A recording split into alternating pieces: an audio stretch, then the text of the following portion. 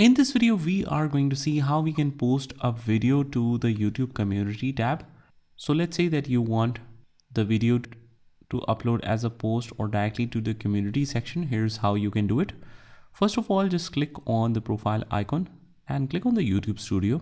And from here, we basically click on the create from the top and click on create a post.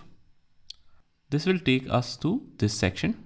Now it's your choice if you want to click on the community or you are already in the post. You just start creating here, add a particular details about it, and after that you can just add an existing YouTube video just as an update.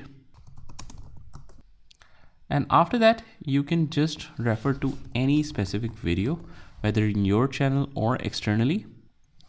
So let's say I want to perform the search of Upskill-Education, and these are most in case of external videos. You just select any specific video and you click on that and it should be uploaded. Click on post and that should be shared to your public community right away.